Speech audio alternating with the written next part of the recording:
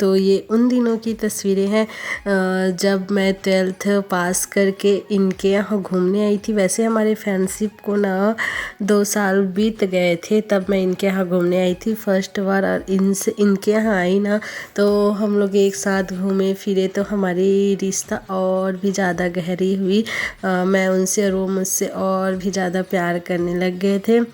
और हमारा रिलेशनशिप ऐसा था, लॉन्ग डिस्टेंट वाला रिलेशनशिप था। हम लोगों का बहुत कम मिलना होता था, लाइक साल में ना 1 या 2 बार मिलते थे, वो भी कुछ फेस्टिवल होता था या कुछ होता था फैमिली फंक्शन या कुछ भी वैसे में मिलना होता था। तो हम लोग का ना बहुत ज़्यादा लॉन्ग डिस्टेंस वाला रिलेशनशिप था और बहुत ही खूबसूरत रिलेशनशिप था।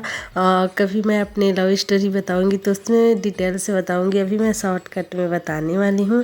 तो आप वीडियो पे बने रहिए। Welcome my YouTube channel. आप सब कैसे हैं? आई होप आप सब बहुत अच्छे होंगे गाइस। तो आगे बहुत मज़ा आने वाली है, वीडियो पे लास्ट तक बने रहिए। तो मैं इनके यहाँ 4 दिन तक थी, लेकिन वो 4 दिन कैसा बीता समझ ही नहीं आया। इतना खूबसूरत, इतना ब्यूटीफुल था ना। हमने आसपास के सारे जगह घूमे, जंगल, झाड़ी, पहाड़, बहुत मज़ा आया। और तब ना मेरे हस्बैंड मेरा पर्स लेकर ना मतलब मेरा पर्स पकड़ लेते थे, क्योंकि ना मुझे चलने में दिक्कत होती थी पहाड़ों पे। तो मेरे हस्बैंड ना खुद ही पर्स पकड़ लेते थे। तब ना हमारा भांडा सबके सामने खुल गया, क्योंकि बहुत लोग गए थे घूमने हमारे साथ, हम ही नहीं गए थे, पूरे एक सोमो गए थे। तब हम दोनों एक साथ घूमते थे, एक साथ ही रहते थे ना। तो सबको डाउट हुआ, मैं पीछे हो जाती थी तो मेरे हस्बैंड भी जो है ना मेरे साथ पीछे चलने लग जाते थे। और उस टाइम सबको शक होने लगा कि हमारा कुछ चल रहा है। और वो मेरे साथ ही रहते थे, मैं उनके साथ ही रहती थी, और ऊपर से वो मेरा पर्स भी पकड़े रहते थे ना। तो सबको इसी कारण डाउट हुआ। और तब धीरे धीरे सबको हमारे रिलेशनशिप के बारे में पता चला। लेकिन तब भी मेरे फैमिली में ना तब भी पता नहीं चला था, मेरे घर वालों को उस टाइम भी नहीं पता चला था। उस टाइम को उन लोग को ना बहुत लास्ट में पता चला था, लेकिन और फैमिली मेम्बर को ना पता चल गया था। तो उस टाइम बहुत शर्म भी आती थी, कैसे करें क्या ना करें, अच्छा भी नहीं लगता था। लेकिन क्या करें, बोलते हैं ना प्यार छुपे नहीं छुपता, कितना भी छुपा लो लेकिन एक दिन तो बाहर आ ही जाता है। कितना साल तक दबा रहेगा, 1 साल, 2 साल, 3 साल, 4 साल, 5 साल। वैसे मेरे रिलेशनशिप के बारे में तो ना मेरे घर वालों को बहुत लास्ट में पता चला। वैसे 2-3 साल बस छुपा रहा, उसके बाद ना सभी को पता चल गया। अब मैं क्या करूं, पता चल गया तो चल गया। आगे की स्टोरी सुनते रहिए, बहुत मज़ा आने वाली है। फिर बहुत साल बीत गए थे, 7-8 साल बीत गए थे। फिर ना हमने ना अपने घर वालों को बता दिए कि हम दोनों एक दूसरे को लाइक करते हैं, शादी करना चाहते हैं। तब हमारे घर वालों के बीच मतलब बहुत ज़्यादा बवाल हुआ, इतना बवाल हुआ कि क्या बताऊँ, कोई माने ही नहीं शादी के लिए। मैं बहुत रो रही थी, ये बहुत उदास हो गए थे। मतलब ना क्या करे, कुछ समझ ही नहीं आ रहा था। तैसे तैसे 4 साल फिर बीत गया। उसके बाद अब बहुत हो गया करके ना 4 साल बाद फिर से ट्राई किए। आर्य पार समझ नहीं आ रहा था क्या करे क्या ना करे। लेकिन इतना साल इंतज़ार कर लिया और कितना साल करेंगे करके ना 12-13 साल बाद हम लोगों ने फिर से हिम्मत जुटाई। तो फिर लकीली उस टाइम अच्छा था, पता नहीं क्या हुआ, कुछ तो चमत्कार हुआ कि मेरे पापा बहुत जल्दी ऐसे चुटकी में एक बार बोली और मान गए। तो मुझे बहुत अच्छा लगा कि मेरे पापा मान गए। और फिर उसके बाद तो क्या हुआ, 1 हफ्ते के अंदर इन लोगों को बुला लिए, फिर जल्दी से शादी हो गई। और फिर शादी हुई। फिर वो पल आया जब मेरे में हल्दी लगी। और उसके बाद मेरे हस्बैंड आए बारात लेके। और वो वाला पल इतना खूबसूरत था जब मैं हार लेके उनके लिए खड़ी थी, और इतना मेरे चेहरे पे इतनी खुशी थी। लेकिन उस टाइम पता नहीं मेरे हस्बैंड के चेहरे पे बहुत ज़्यादा डर था, मतलब स्माइल ही नहीं कर रहे थे। देखो कितने डरे हुए थे, सहमे हुए थे।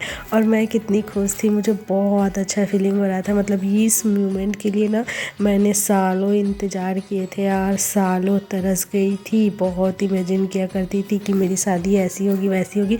लेकिन हमारा शादी जस्ट 15 दिन में एकदम जल्दी जल्दी हुआ ना, समझ ही नहीं आया, इतना जल्दी हुआ कि मैं उतनी ज़्यादा तैयारियां भी नहीं कर पाई थी। लेकिन जैसे हो तैसे हो शादी हो गई, इसमें हम बहुत खुश थे। तो ऐसे ऐसे हमारी शादी हो गई। उसके बाद हमारा ना फिर शादी के बाद ये कुछ रस्में होती है, तो ये सब रस्में कर रहे थे ऐसे ऐसे। तो ये वाला रस्में में बहुत मज़ा आ रहा था, बहुत हंसी मजाक भी हो रहा था, बहुत ज़्यादा अच्छा लग रहा था। उसके बाद हम एक दूसरे को फर्स्ट टाइम खाना खिलाते हैं, और वो भी सब लोगों के सामने। तो बहुत अच्छा लग रहा था सबके सामने ऐसे खाना खिलाना एक दूसरे को, ये भी एक रस्म हो। फिर आया रिसेप्शन का टाइम, तो यहाँ पे हम दोनों डांस करते हैं, थोड़ा सा डांस करते हैं।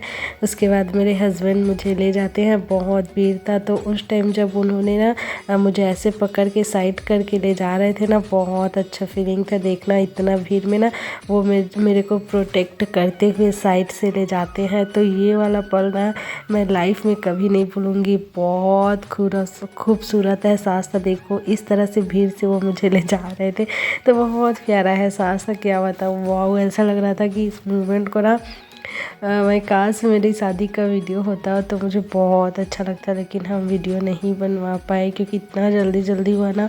और हमारा शादी एक तो लॉकडाउन में हुआ, जस्ट हमारे शादी के बाद लॉकडाउन हुआ था, तो ये भी एक रीज़न है। फिर ये शादी के जस्ट सुबह वाले दिन है जब पूजा होता है। ये भी एक रस्म नियम बोल सकते हैं। शादी के जस्ट नेक्स्ट दिन पूजा किया जाता है यहाँ छत्तीसगढ़ में। तो ये इस तरह से हम पूजा पे बैठे हुए थे। उस दिन मैं पीला कलर का साड़ी पहनी थी, और मेरे हस्बैंड और मैं देखिए इस तरह से पूजा पे बैठे हुए हैं। ये वाला भी पल बहुत ज़्यादा खूबसूरत था मेरे लिए, बहुत ही ज़्यादा। और उस दिन मुझे सर्दी लग गई थी क्योंकि आग का धुआं जो है ना, हवन के लिए जो आग लाते जाते हैं, तो उसमें जो इतना धुआं आता है, तो उस धुआं से ना मेरे को पूरी सर्दी हो गई थी। तो बहुत अजीब सा लग रहा था, ऐसे नई नई नई नवेली आई थी और रुमाल पकड़ के बैठी थी, सर्दी हो गया था। तो और वो भी मेरे को सर्दी नहीं था, वो धुआं की वजह से हुआ, जो हवन के लिए धुआं चल रहा था उसमें हुआ। तो ये मेरी शादी का ना फर्स्ट रसोई है। देखिए सब शादी के फर्स्ट रसोई में ना मीठा बनाते हैं, तो मैं भी खीर पूरी बनाई थी। और ये नाइट का है, तो नाइट में मैं मछली बनाई थी। और देखो हम एक दूसरे, मेरे हस्बैंड मुझे और मैं उनको खिला रही थी। और मछली मेरा फेवरेट है, और लेकिन उस दिन ना मछली आ गया था, तो मैं मछली बनाई थी, बहुत ज़्यादा अच्छा लग रहा था। और ये जस्ट हमारी शादी के नेक्स्ट दिन वाला ही है। तो ये सब तस्वीरें रखी हुई मैं। फिर उसके बाद नाइट होती है, फिर रात, हमारे शादी का रात में ना जब मैं सोई हुई थी, तो मेरे हस्बैंड ये तस्वीर ले लिए थे। हाँ, आप सब देखे थे ना कि मेरे हस्बैंड शादी से पहले भी मेरा पर्स पकड़ा करते थे, और अभी भी मेरा पर्स इस तरह से पकड़ लेते हैं। जब मेरा हाथ दुख जाता है तो फिर मैं अपने हस्बैंड को दे। तो ऐसे ही हंसते मुस्कुराते हमारा 1 साल बीत गया। उसके बाद जो हमने ना है जो कार लेने की सोची, और फिर हमने ना फर्स्ट कार सेकेंड हैंड ख़रीदा था। मेरे हस्बैंड अपने कमाई से खुद खरीदे थे सेकेंड हैंड कार। तो इस तरह से देखिए वो सेकेंड हैंड कार खरीदे थे, और फिर हमारे लाइफ में खुशियाँ ही खुशियाँ आने लग गई, और हम दोनों बहुत ज़्यादा खुश थे। फिर हमारी लाइफ इससे भी बड़ी खुशी का वेट कर रही थी। तो ये देखिए हम शोरूम में जाके फ्रेश नया कार न्यू खरीदे, जो फ़िलहाल अभी हमारे पास है।